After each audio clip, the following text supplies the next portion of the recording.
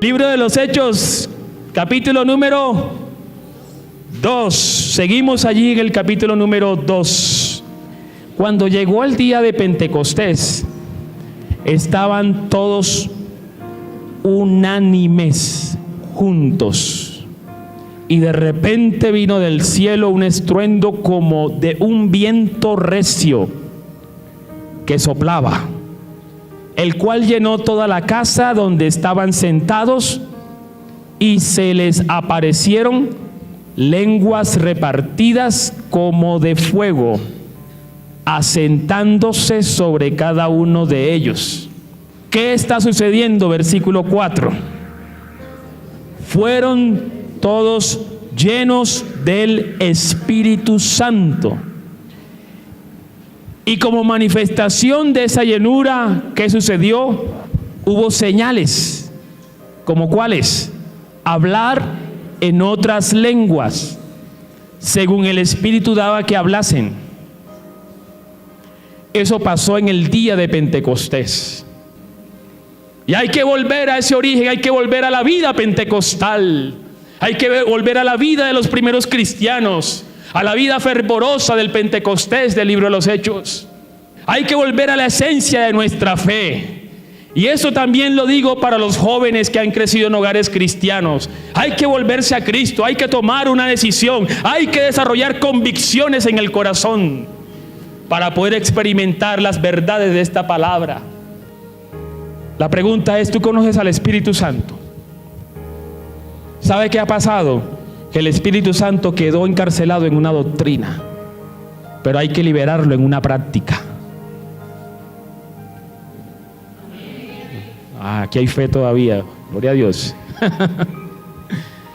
De la doctrina sabemos mucho, y los antiguos saben de la doctrina. Aquí estuvo un pastor de las Asambleas de Dios, llamado el pastor Saúl Villalba, y entre nosotros era reconocido como un defensor de la doctrina pentecostal, de la doctrina del Espíritu Santo. Pero qué bueno que sepamos la doctrina. La pregunta es, ¿y vives en la práctica del Espíritu Santo?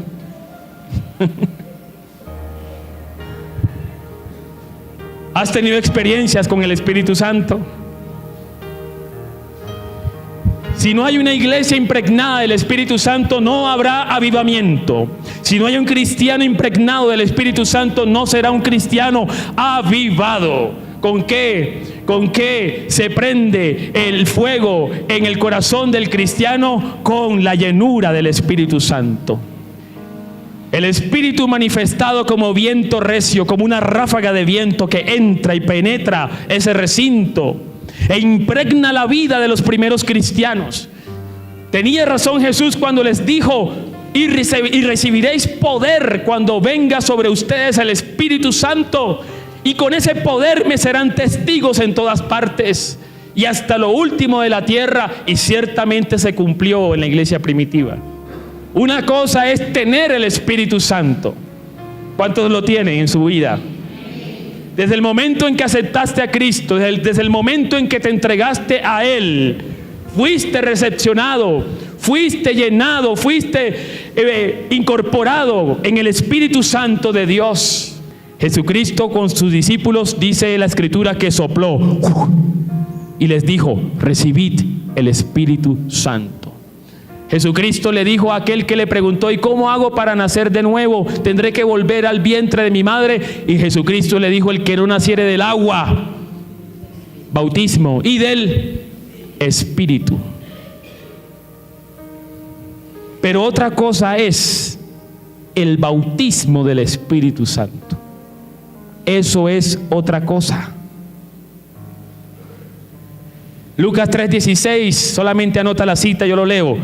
Dice Juan: le dijo a aquellos que le preguntaron sobre quién era Jesús, y él les dijo: yo os bautizo en agua, dijo Juan el Bautista, pero viene el que es más poderoso que yo, a quien no soy digno de desatar la correa de sus sandalias.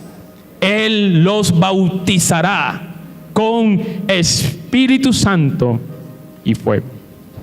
Y en el libro de los Hechos Por allá el apóstol Pablo está preguntándole a los cristianos de las provincias del Asia Menor, ¿recibieron el Evangelio? Y le dijeron sí.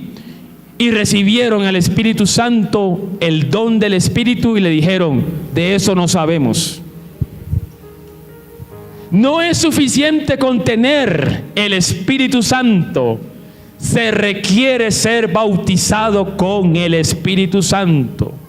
Otros le llaman a esto llenura del Espíritu Santo. ¿Y sabes por qué es importante esto? Cuando hay un cristiano que vive bajo la llenura del Espíritu Santo, tiene canal directo con la guianza del Espíritu. Hablamos de la voz de Dios, hablamos de la guianza del Espíritu, pero si no hay una conexión con el Espíritu, no habrá esa guianza. Esa es la razón por la cual muchas veces, siendo cristianos, no tenemos la sensibilidad espiritual porque no la hemos cultivado. Cultivamos más la carne, cultivamos más la vida natural y cultivamos menos la vida espiritual. Y esto no depende de la oración de pastor. Yo puedo orar por ti, el Señor te bendice, pero mañana o más tarde sales de este lugar y vas a enfrentar tu realidad y ahí no hay pastor que ore por ti. Por eso necesitas la llenura del Espíritu Santo. El apóstol Pablo puso un ejemplo que podemos entender mejor nosotros. Él dijo, hablando de la llenura, Efesios 5:18, yo lo leo. Efesios 5:18 dijo el apóstol Pablo, mira, le dijo, no os embriaguéis con vino. Hagamos un acto de confesión. En la vida pasada, ¿quiénes se emborracharon? ¿Quiénes saben qué es emborracharse en la vida pasada? Ahora, escuche esto. ¿Usted sabe el efecto del alcohol? Ya lo sabe, ¿no? ¿Lo ha experimentado? El efecto del alcohol, ¿qué hace? Que usted no tenga dominio de sí mismo y que usted actúe bajo las influencias del alcohol, de los efectos del alcohol. Ahora mira, escucha esto. ¿Qué dice el apóstol Pablo? No os embriaguéis con vino, en lo cual hay borrachera. Entonces dice, más bien, sean llenos del Espíritu. ¿Qué está diciendo? No estén bajo la influencia del alcohol, más bien estén bajo la influencia del Espíritu Santo. Eso es diferente. Una cosa es tener el Espíritu y otra cosa es estar lleno del Espíritu. ¿Cómo se cultiva la llenura en el Espíritu? ¿En qué ambiente estaban ellos cuando recibieron la llenura del Espíritu Santo? Sencillo, punto. Oración. A veces pensamos que es la oración del pastor o el toque del pastor. Eso está bien. La Biblia dice que hay que orar los unos por los otros y la imposición de mano también es bíblica. Pero no puede ser que nuestra vida espiritual dependa de oraciones de pastor en pastor. No puede ser eso. ¿Esa es la vida cristiana? ¿Acaso el Señor no prometió el don del Espíritu Santo para todos? Y un fenómeno que yo observo en este tiempo es que se están formando iglesias pastorcéntricas y pastordependientes. El pastor de la emisora, el pastor de la internet, el pastor de la televisión, el pastor del culto, si no me impone la mano, no pasa nada. Y eso es mentira. El Espíritu Santo está en todos y es para todos. Pero hay que buscarlo. Y está bien que uno ore por las personas. De hecho, debemos orar unos por otros. Debemos imponer manos en el nombre del Señor. Pero no puede ser que nuestra vida cristiana dependa de eso. Parece ser que el Espíritu Santo se le ha desbancado y se ha puesto la figura de alguien con nombre propio. El que hace la obra es el Espíritu Santo. El que edifica y mueve la iglesia es el Espíritu Santo. Ni siquiera esta predicación. Es el Espíritu Santo que está en ti, el que te redarguye sobre la palabra que está siendo predicada. Por eso en el liderazgo, y aprovecho para dar a los líderes, En el liderazgo uno no cambia a nadie, el que cambia es el Espíritu Santo. ¿Cuál es la labor de uno? Sembrar, enseñar. Pero uno no cambia a nadie. Madres que oran por sus hijos, usted no cambia a sus hijos sobre la fe. Es la obra del Espíritu Santo. ¿Qué le corresponde a usted? Interceda por sus hijos y dele buen testimonio. La obra del Espíritu Santo, tarde o temprano, comenzará a desarrollarse. Sin Espíritu Santo no hay avivamiento. Y para que uno entre en la llenura del Espíritu, vida de oración, sencillo, vida de oración. Yo puedo orar por usted, pero su vida de oración es lo que cambia, es lo que va a determinar en su vida. Cuando usted decida meterse con el Señor, usted decida eso, usted va a darse cuenta que su espiritualidad, su sensibilidad espiritual va a crecer. Y le será fácil discernir cuál es la voluntad de Dios, cuál es la voluntad del Espíritu de Dios, qué es lo que el Señor quiere que yo haga, qué es lo que conviene en situaciones donde yo no sé qué hacer. Es el Espíritu Santo, pero hay que estar llenos de Él. La llenura del Espíritu Santo en la lectura que acabamos de hacer trajo consecuencias. Vamos al siguiente punto entonces. ¿Cuál fue la consecuencia principal de la llenura del Espíritu Santo? Según lo que leímos, ¿qué fue? La predicación.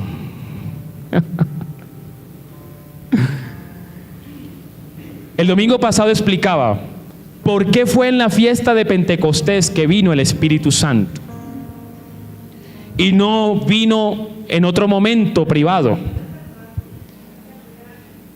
Decía el domingo pasado, en el pueblo judío y en el judaísmo, hasta el día de hoy hay dos fiestas en las cuales los judíos de la diáspora, ¿qué significa la diáspora? Los judíos que emigraron de Jerusalén y se fueron a diferentes partes del mundo.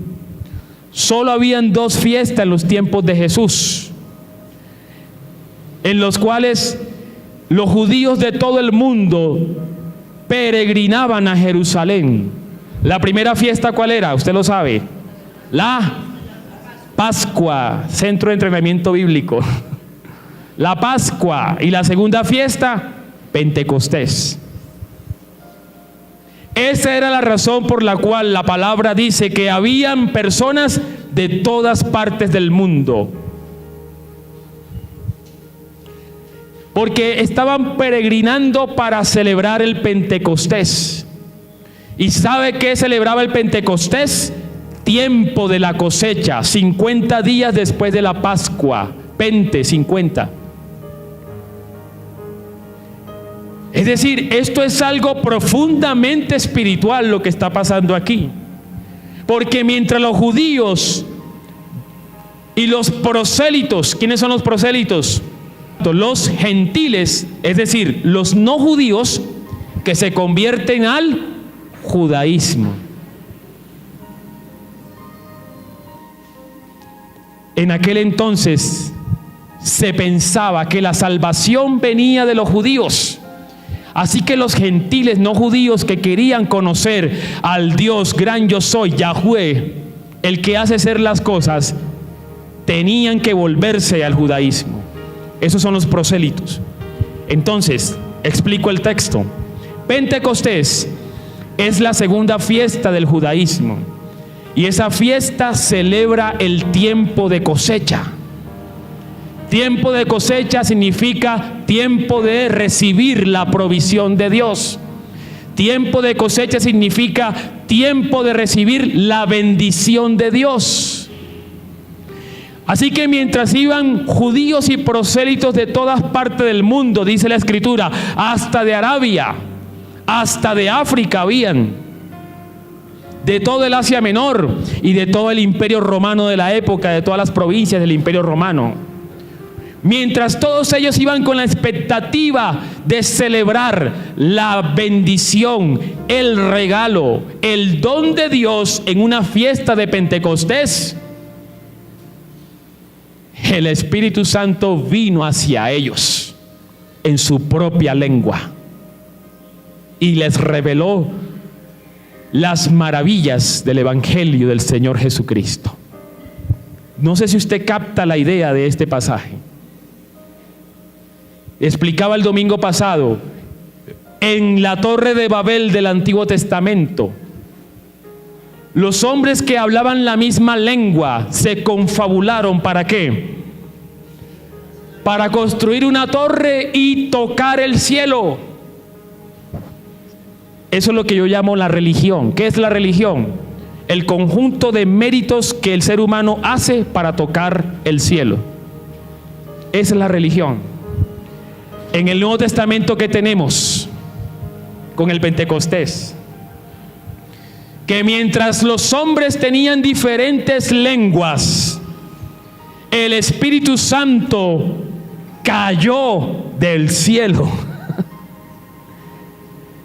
No es que los hombres con un conjunto de méritos, es que yo soy bueno, es que yo no le hago mal a nadie, es que yo soy generoso, es que yo doy limosna, yo ayudo al pobre, y por eso yo creo que el Señor a mí me tiene en alta estima. ¿Cómo se llama eso? Religión. Porque en este caso, esta persona cree que él es salvo. ¿Por qué? Por sus obras.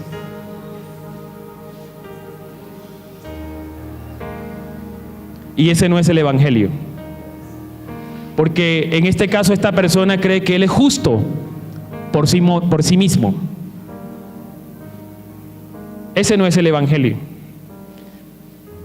Él cree que es justificado por sus propias obras, por sus méritos. Miren, en la vida cristiana no hay meritocracia. Yo no sé si me hago entender. No hay meritocracia. En la vida cristiana lo que hay es gracia. Es decir, la decisión unilateral de Dios de amarnos y punto. Aquí está sucediendo lo contrario a Babel. Porque aquí hay dos elementos comunes que son las lenguas. Pero la dirección de esas lenguas son contrarias. En Pentecostés viene del cielo a la tierra. En Pentecostés es el Espíritu el que se dispensa y cae y llena, porque hay un ambiente de oración, porque hay un canal espiritual abierto, y por ahí viene el Espíritu Santo y trae una investidura de poder. Pero escucha bien esto, ¿ese poder para qué es?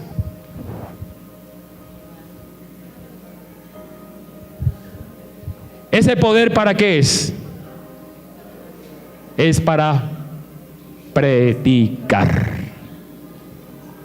¿Qué pasa en las iglesias de hoy? Las iglesias de hoy están así. ¿Buscando qué? Buscando poder de Dios. Pero la pregunta es, ¿el poder de Dios para qué? ¿Para sentirme bien? ¿Usted cree que es el poder de Dios? Jesucristo dijo, el que quiera ser grande, dígase de otra forma, el que quiera tener poder en el proyecto del reino de Dios, deberá usarlo para servir. La grandeza del poder de Dios está en el servicio, no está en mandar o en gobernar. La gente de hoy quiere poder, y hoy la lucha por el poder ha traído un alto costo, pero la pregunta es, ¿el poder para qué? ¿El poder para que me sirvan? ¿Para que me reconozcan? ¿El poder para mandar? ¿El poder para explotar? ¿El poder para gobernar? ¿El poder para dominar al otro? Ese no es el Evangelio. Y ese no es el poder del Espíritu Santo. El poder del Espíritu Santo es justamente lo contrario que dice este mundo. Es el poder para servir. Y servir a los más débiles. Servir a los necesitados. Para avergonzar a los grandes de este mundo. Ese es el poder de Dios. El poder del Espíritu Santo aquí trajo un acto de servicio. El testimonio. La predicación. El próximo domingo seguimos. ¿Qué significa esto de la predicación, de la proclamación? Repasamos, domingo pasado, oración. Hoy, llenura del Espíritu Santo. Próximo domingo, la proclamación. Otro factor del avivamiento. Pongámonos en pie y oremos por esta palabra. Aleluya.